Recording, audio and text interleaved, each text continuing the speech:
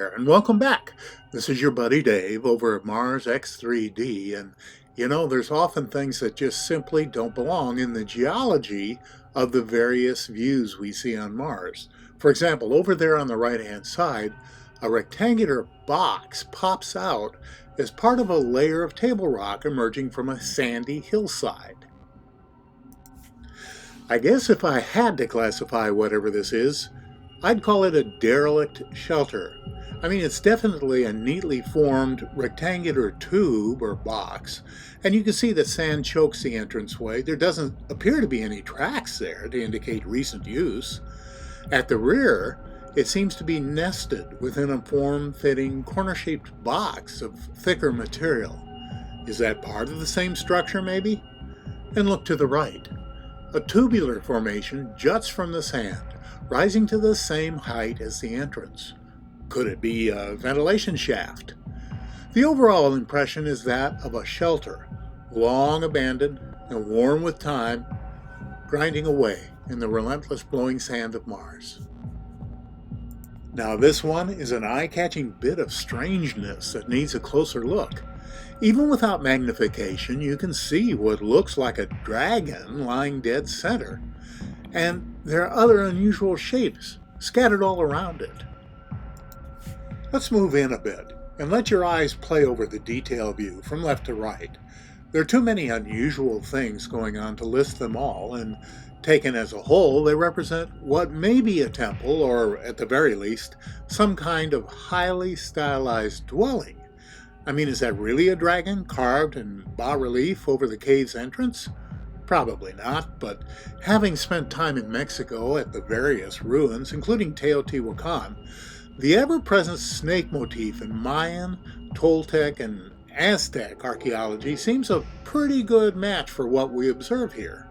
The stylized snake, or Quetzalcoatl head adorning the various pyramids and temples, begs the question: was there a Martian influence or even origin to these strange and violent cultures? When such carvings as these finally become accessible to exo-archaeologists, answers will be found, correlations will be drawn, and hopefully history will be revised to reflect the ever-growing body of new evidence. So what is a capstan doing on Mars? We know that Mars was once an ocean planet, very much like Earth.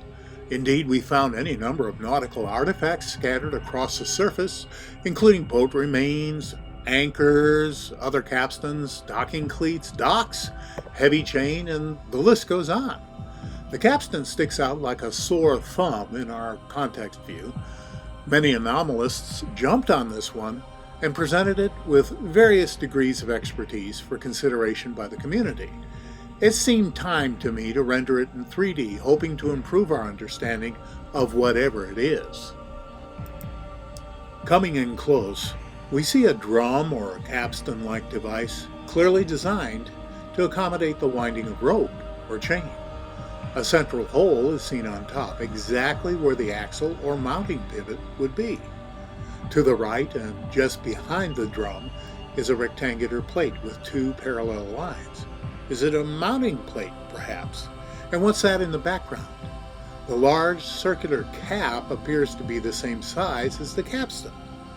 Remember the anomalous saying that context is key. Was it part of the housing? Most anomalists know that if they find one anomaly, others will usually be found nearby. And that seems to be the case here. A large, heavy industrial or nautical capstan breaking apart as it comes to rest at the bottom of a long-vanished ocean. Okay, we'll wrap things up today with this one. There have been any number of tools or tool-like objects found on Mars. Here's one I found that grabbed my eye. The arrow is pointing at what looks like a crescent wrench lying under a rock.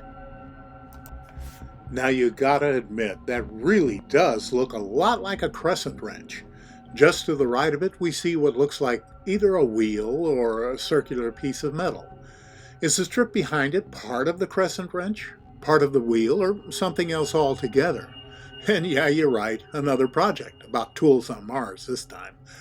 We'll never know, of course, because NASA just doesn't seem to be interested. Hey, thanks for stopping by and having a look today. There is a whole lot more to come. If you liked what you saw, please consider subscribing. And in the meantime, this is your buddy Dave over at Mars X3D. Be well.